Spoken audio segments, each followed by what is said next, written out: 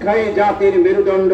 2024 সালের এই স্বাধীনতাকে লালনবাদী আর মার্ক্সবাদীরা ছিনতাই করার জন্য তৎপরতা শুরু করেছে। জাতীয়ভাবে আলেমদের এবং যোগ্য স্কলারদেরকে নিয়ে প্রত্যেকটি মিনিস্ট্রির কার্যক্রমকে দেখা এবং রিভিউ করার জন্য কমিটি তৈরি করা।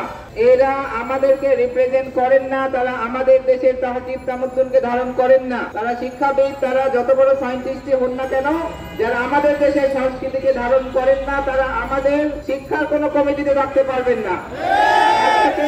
আরেকটি বিষয় আমি ওলামায়ে কেরাম সহ আমাদের তৌহিদি জনতাদের জন্য বলতে চাই যে আমরা সবাই মিলিয়ে এই শিক্ষা কমিশনের জন্য বা রিভিউ কমিটির জন্য কিছু সংখ্যক ব্যক্তিদের নাম প্রস্তাব করি। লিখিতভাবে আমরা মিনিস্ট্রিতে এটার ব্যাপারে নাম দিব, যাতে আমাদের এখান থেকে তাদেরকে নেওয়া হয়। সেখানে আলেম সহ অন্যান্য শিক্ষাবিদদেরকে আমরা প্রস্তাব করতে চাই। তার সাথে আরেকটি বিষয় বলে একটু শেষ করবো। আমাদের উচিত হবে অল্প সময়ের মধ্যে জাতীয়ভাবে আলেমদের এবং যোগ্য স্কলারদেরকে নিয়ে প্রত্যেকটি মিনিস্ট্রির কার্যক্রমকে দেখা এবং রিভিউ করার জন্য কমিটি তৈরি করা। প্রত্যেকটি মিনিস্ট্রির মধ্যে যারা বসে আছেন, যে সচিবগুলি আছেন, তাদেরকেও আমরা সঠিকভাবে মূল্যায়ন করতে চাই। যে কারণে এই সময় দাবি হচ্ছে আলেমদের পক্ষ থেকে জাতীয়ভাবে একটি কমিটি করে সরকারের সকল বিষয়ে আমরা যেন সঠিকভাবে পরামর্শ দিতে পারি। শিক্ষাই জাতির মেরুদণ্ড। আমরা দেখতে পেয়েছি সেই কুদরতি খোদার শিক্ষা কমিশন থেকে শুরু করে বর্তমান পর্যন্ত যেভাবে শিক্ষা সিলেবাস, শিক্ষা নীতি নিয়ে টানা হেঁচড়া করা হয়েছে, বাঙালি জাতি হিসেবে নিজের দাঁড়ানো তো দূরের কথা, লাঠি ভর দিয়ে দাঁড়ানোর যোগ্যতা আমরা অর্জন করতে পারি নাই। এই উপস্থিতি 1971 সালের স্বাধীনতার সুফলকে চেতনা ব্যবসায়ীরা ছিনতাই করেছিল।